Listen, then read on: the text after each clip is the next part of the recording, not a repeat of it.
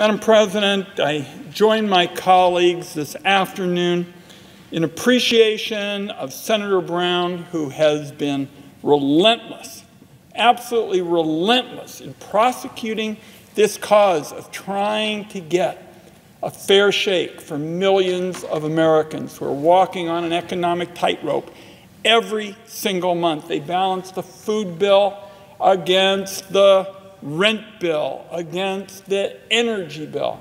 And Senator Brown, whether it's supercharged unemployment benefits, whether it's housing, whether it's taken on the big pharmaceutical companies, is there again and again and again to stand up for people who don't have power and don't have clout. And I want to thank him especially for giving us this opportunity to focus on the avalanche of evictions that I believe will be headed in our direction in weeks if the Senate doesn't act. Now, yesterday, Dr. Fauci talked about soon possibly seeing as many as 100,000 new coronavirus cases a day. You simply cannot have a healthy economy in a country suffering from mass illness and death. There are already tens of millions of Americans out of work as a result of a pandemic that's only continuing to spread. And it has hit the whole affordability of rent for millions of Americans like a powerful storm. According to the Census Bureau, 40% of Black and Latino renters are worried that they won't be able to make the rent this summer due to the pandemic.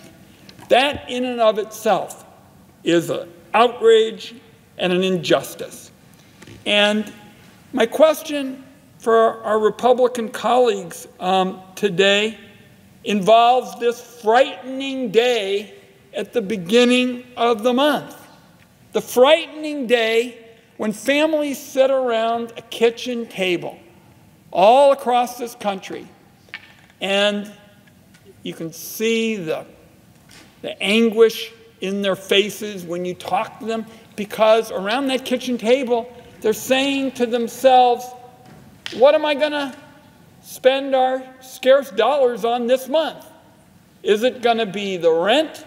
Is it going to be groceries? What about that big pile of medical bills that's off in the corner that we have to pay?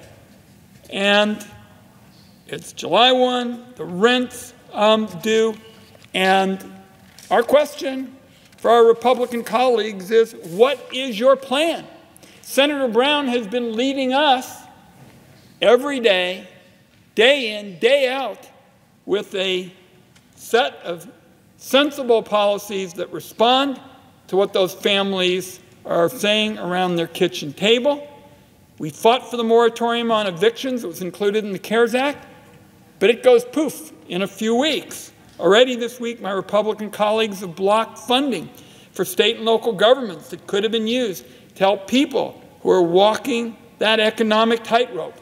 This morning, Leader Schumer and I laid out a plan that I think is a path to a dependable safety net in America, and specifically an extension of supercharged unemployment benefits, which ties the benefit, Madam President, to economic conditions on the ground. It'll be a financial lifeline for millions and millions of people. Republicans have been opposed to that. Those benefits are going to expire in a matter of weeks, and as I said to colleagues, better know what you're going to be looking at when you go home in August if there hasn't been action on our legislation to make sure that there's supercharged unemployment benefits so that people can pay the rent and buy groceries. If they're home all August long in the heat and with families, and they're going to have nowhere to turn in terms of paying for a roof over their heads and groceries, this is going to be a long, long, hot summer that will never be forgotten. So let's be clear what's at stake. Long before the pandemic hit, housing costs too much, Homelessness was way too common, and in my view, the rate of homelessness among children is a true national scandal. In the wealthiest nation on earth, no child should be without a home. But even before the COVID crisis, 1.5 million children were experiencing homelessness. 1.5 million youngsters living outside, living in cars, sleeping on floors, sleeping on the ground. Madam President and colleagues, in my home state, they have said that school buses have had to go to the parks. They've had to go to the parks to pick up kids who are living outside with their families. Now, it rains once in a while in Oregon. It's cold in Oregon. And to think that kids in the richest country on earth are spending the night in the parks and the school buses have to come and get them, while we have huge tax cuts for those who are powerful and have lobbyists, shows that things are really out of whack.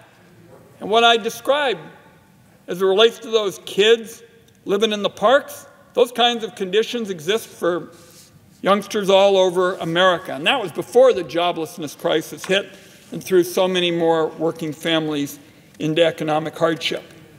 If the Senate doesn't step up to help families stay in their homes, it's going to get much, much worse, because there are hundreds of thousands, if not millions, of kids facing this recipe for disaster. They're out of school. They're isolated. They're more exposed to neglect and abuse. And I'm so pleased that my friend from Nevada has been talking about those families and talking about those kids. They're hungry. Their families are facing the threat of eviction. If the Senate just sits back and allows these children to fall into homelessness, they may never have a chance to get ahead. So what it comes down to is the Senate's got an obligation to help, and Senator Brown is on target in saying this is the time to pass his Emergency Rental Assistance Act. I'm with him. I think we've got a lot of colleagues here in the queue, because they too want to speak up for the radical idea. What a radical proposition, that in the richest country on earth, the vulnerable ought to have a roof over their head. And Senator Brown's proposal is a vital step forward. I think we'd all agree that much more needs to be done. I'm very interested in a proposal I call the DASH Act, the Decent, Affordable, Safe Housing for All Act. I hope we'll be able to get serious about that in 2021. And the step to take today is to pass Senator Brown's bill, and I look forward to being back with our colleagues day in, day out, focused on this crisis and making sure that nobody thinks we're going to skip away until our Republicans act. This country faces a truly horrific eviction nightmare if action is not taken soon. And I'm very pleased that my friend from Nevada is here, and I yield the floor to her.